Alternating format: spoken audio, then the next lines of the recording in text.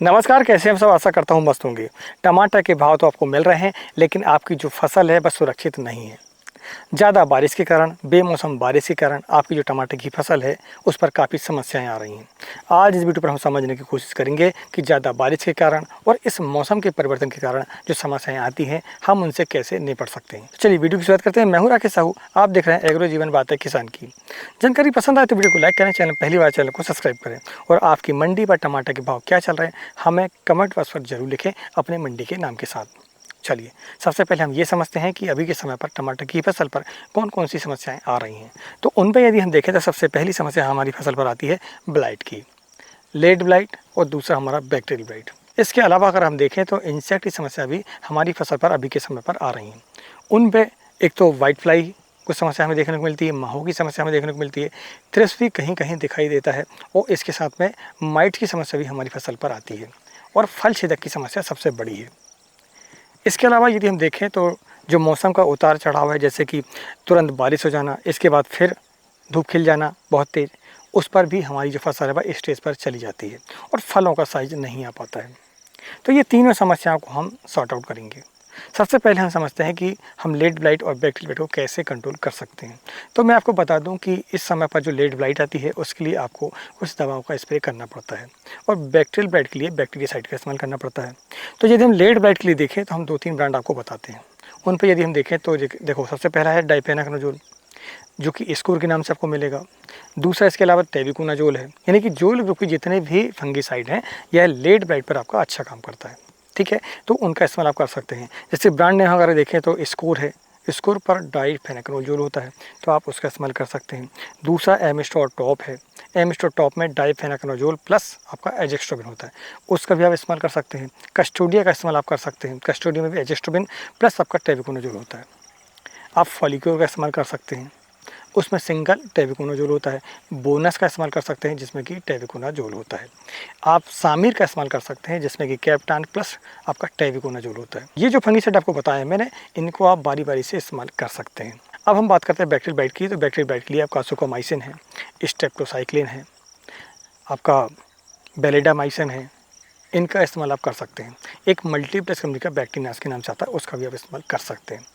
2 Enzo और 2 नाइटो होता है उस पर। ठीक है, तो इन बैक्टीरियासाइडों को भी आप बारी बारी से इस्तेमाल करेंगे तो आपकी फसल पर बैक्टीरियल ब्लाइट की समस्या नहीं रहती है। अब हम इसके बाद बात करते हैं कि इंसेक्ट की समस्याएं आप कैसे दूर कर सकते हैं।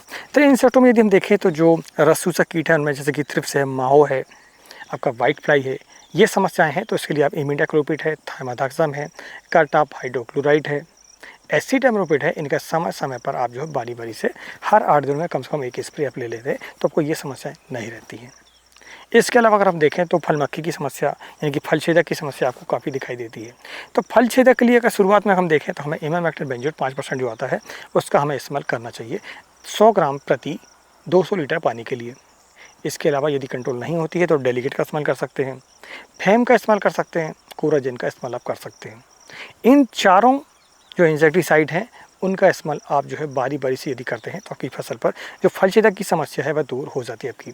लेकिन सबसे अच्छा जो उपचार वो ये है कि आप जहाँ भी दिखाई दे रहा है आपको जो फल, जहाँ पर आपकी इल्लियाँ दिखाई दे रही हैं उनको आप मजदूरों की सहायता से जो है तोड़वा कर बाहर फेंकवा दें। ये सबसे पहला आपको काम करना पड़ेगा, तभी आपका कंट्रोल होगा। नहीं तो क्या होता है, फल के अंदर इल्लियाँ होती हैं और वो मर नहीं पाती हैं। तो आप जो है एक तरह से थोड़ा सा ढूंढवा दें, थोड़ी मेहनत लगती है लेकिन वह कारगर तरीका है, और उसको दूर फेंकवाएँ आप। ठीक है, तो इस तरीके से आप जो है फल छेदक और दूसरा आपका जो रसूचक कीट है इनसे आप जो है बच सकते हैं। तो ये हमारी 2 समस्याएं हमारी समाप्त हो जाती हैं। इसके अलावा अगर आप देखें हम तो आपका स्ट्रेस की समस्या हमारी फसल पर आती है और उसी के कारण हमारे फलों का साइज नहीं बन पाता है। देखो दोस्तों, अधिकतर क्या होता है कि हम ये समझते हैं कि यार हमारी फसल को पानी की आवश्यकता नहीं है, बारिश हो रही मान लीजिए, पानी की आवश्यकता नहीं है, या ऐसा लगता है हमें कि यार अभी तो बारिश समाप्त हुई है, बहुत पानी हो गया है, हमें पानी अब नहीं देना चाहिए। लेकिन ऐसा नहीं है, आपको समय समय पर नमी मेंटेन करके चलना पड़ेगा। खासकर हल्की जो ज़मीन है वहाँ पर आपको सिंचाई करनी पड़ेगी ड्रिप की सहायता से। उसी के साथ अगर आप देखें हम तो हमें कुछ स्प्रे भी लेने पड़ते हैं, जैसे कि बायोबीटा है आपका जिसमें कि सीविड होता है, साइगारिका में भी सीविड होता है, उसका भी इस्तेमाल कर सकते हैं आप। आपको इसके अलावा जो है अगर हम देखें तो जैसे अब ज़्यादा अगर आपको समस्या दिखाई देती है तो आपको ईसाबियोन है, यानी कि अमीनो एसिड है, फॉल्विक एसिड है, इनका इस्तेमाल आपको ड्रिप के माध्यम से भी आप कर सकते हैं और दूसरा आप स्प्रे के माध्यम से भी कर सकते हैं। तो आप देखेंगे आपकी जो फसल है वह स्टेज पर नहीं आती है। ठीक है, अगर हम देखें साइज़ की, अगर फलों का साइज़ आपकी फसल पर नहीं बन पा रहा है तो उसके लिए आपको पोटास की मात्रा आपको देनी पड़ेगी, फास्फोरस की मात्रा देनी पड़ेगी। तो सबसे बेस्ट जो तरीका वो ये है कि आप जैसे 13-0-45 है उसको आप दे दें, समय समय पर 12-61 को देते रहें और इसके अलावा 0-0-50 की मात्रा भी आप जो है सप्ताह में कम से कम 2 केजी आप छोड़ते जाएँ इसमें, और कम से कम 2 केजी आपको 13-0-45 की मात्रा इसमें देनी पड़ेगी, 12-61 कम से कम 2 केजी। तो ऐसा आप शेड्यूल बना के चलें कि एक दिन के आड़े में आप हर जो आपको मैंने बताए हैं फर्टिलाइजर उनको आप समय समय पर देते रहें। देखिए अभी के समय पर क्या है कि आपको रेट बढ़िया मिल रहे हैं, इसलिए आपको थोड़ा सा सजग रहकर चलना पड़ेगा भैया, नहीं तो आप पैसे नहीं कमा पाएंगे। तो इस तरीके से आपकी फसल पर जो समस्याएं आती हैं उनको आपको बारी बारी से स्प्रे के माध्यम से, ड्रिप के माध्यम से आपको कंट्रोल करके चलना पड़ेगा। सिंचाई को आपको मैनेज करके चलना पड़ेगा, क्योंकि धूप तेज़ है। आपको ऐसा लगता है कि यार नमी होगी, लेकिन धूप तेज़ के कारण जो है नमी वहाँ पर नहीं रह पाती है। यही कारण है कि हमारी फसल कभी कभी स्टेज पर ज़्यादा चली जाती है। इसके अलावा एक समस्या और आती है इस समय पर अक्टूबर के महीने में, खासकर माइट्स की, यानी कि मकड़ी की। मकड़ी में पीली मकड़ी और लाल मकड़ी, ये 2 प्रकार की मकड़ी हमारी फसल पर काफ़ी आती हैं। तो इसके लिए अगर हम देखें तो आपको एक तो सिंचाई प्रबंधित करके चलनी पड़ेगी, हल्की ज़मीनों में खासकर। मकड़ी कम सिंचाई अगर है, आपका पौधा स्टेज पर है तो ज़्यादा हमें वह अटैक करता है अपनी फसल पर। तो इसलिए आपको पौधे को मेंटेन करके चलना पड़ेगा नमी पर, और आपका पौधा स्टेज पर नहीं आना चाहिए। ठीक है, ये 2 तरीके हैं। दूसरा, अगर हम उपचार की बात करें तो उपचार के लिए आप ओबेरॉन का इस्तेमाल कर सकते हैं शुरुआत में। इसके अलावा ओमाइट का इस्तेमाल कर सकते हैं, आप एवासीन का इस्तेमाल कर सकते हैं। ये तीनों जो इंसेक्टिसाइड हैं आपके मकड़ी पर बहुत ही बढ़िया काम करते हैं। इसके अलावा अगर थोड़ी सी ठंडक बढ़ जाती है तो आप सल्फर का इस्तेमाल भी कर सकते हैं, लिक्विड वाले का, 2 ml प्रति लीटर के हिसाब से। तो आप देखेंगे आपकी फसल पर मकड़ी नहीं आती है, लेकिन नमी मेंटेन करके चलेंगे आप तो आपकी फसल पर वैसे भी मकड़ी नहीं आती है। तो दोस्तों इस वीडियो पर हमें समझा कि कैसे हमारी फसल की हम सुरक्षा कर सकते हैं ब्लाइट से, दूसरा इंसेक्ट से, फल मक्खी से, फल छेदक से, मकड़ी से, और आपकी फसल को हम स्टेज से कैसे दूर रख सकते हैं, ये भी हमने आपको बताया है।